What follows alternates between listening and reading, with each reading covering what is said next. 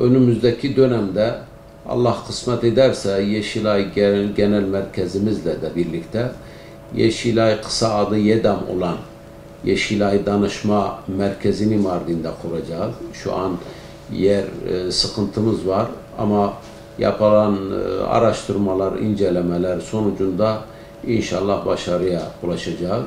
Diğer taraftan Mardin Devlet Hastanesi'nde Sağlık Müdürlüğü'ne, Sağlık Bakanlığı'na bağlı olarak AMATEM, ÇAMATEM gibi kuruluşların Mardin'de de faaliyet yapması için biz Yeşilay Cemiyeti olarak elimizden gelen gayreti göstereceğiz. Tabii bütün bu çalışmalarımızın hedefinde özellikle gençler vardır. Gençler biliyorsunuz her toplumda olduğu gibi Türkiye toplumunda da son derece önemli. Çünkü genç gelecek demektir. Gençleri iyi yetişmeyen bir toplum geleceğini kaybetmiş demektir. Geleceği gençler üzerinde kurulan toplumlar mutlak surette başarıya ulaşacaklardır. Biz öncelikle şuna inanıyoruz. Gençlik çok önemli bir süreç. Çok önemli bir yolculuk. Fırsatlarla ve tuzaklarla dolu bir yolculuk. Buraya özellikle bunun altını çizmek istiyorum. Gençlik tuzaklarla ve fırsatlarla dolu uzun bir yolculuk.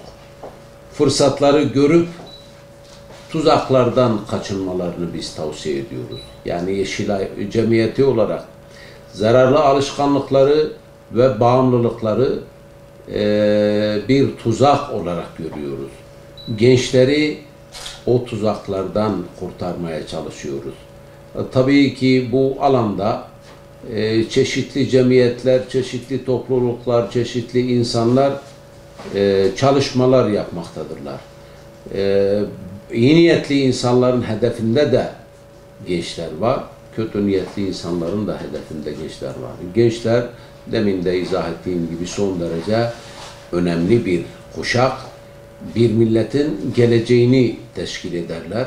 Biz Yeşilay açısından şöyle bir değerlendirme yapmamız mümkündür. Özellikle teknoloji açısından izah etmek istiyorum. Çünkü biliyorsunuz Yeşilay Cemiyeti bağımlılık yapan kimyasal maddeler ve davranışlarla mücadele eden Türkiye'nin en eski sivil toplum kuruluşlarından bir tanesidir. Şimdi 4 tanesinin azı da çoğu da sakıncalıdır, yasaklanması gerekir, uzak durulması gerekir. Nedir bunlar? Sigara, alkol ve uyuşturucu bağımlılığı. Bir de kumar bağımlılığı, o davranış bağımlılığına girer. Bunların azı da çoğu da zararlıdır, sakıncalıdır, uzak durulması gerekir. Ama bir tanesi var ki son zamanlarda zararlı alışkanlıklar çerçevesine alındı. Teknoloji bağımlılığı. Bu son derece önemli ve diğerlerinden farklı bir bağımlılık türüdür.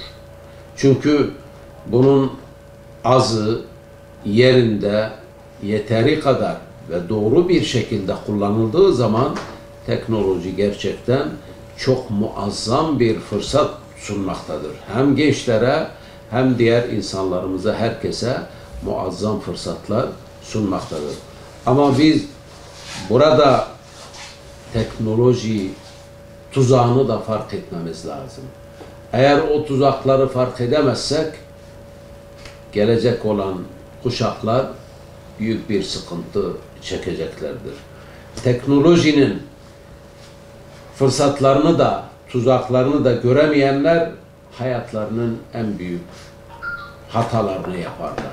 Bu vesileyle şunu ifade etmek isterim ki okullarda zararlı alışkanlıklar dersi bütün sınıflarda okutulsun.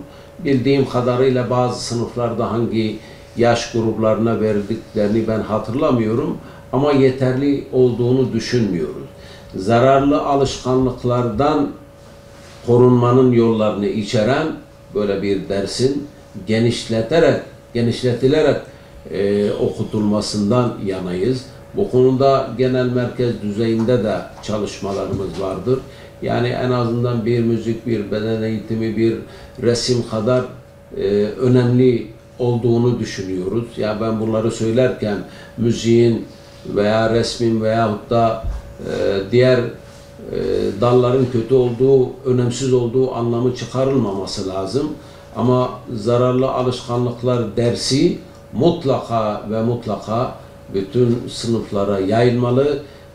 Çocuklara küçük yaşlarda zararlı alışkanlıkların ne olduğu, nasıl sakınmaları, korunmaları gerektiği konusunda durulmalıdır.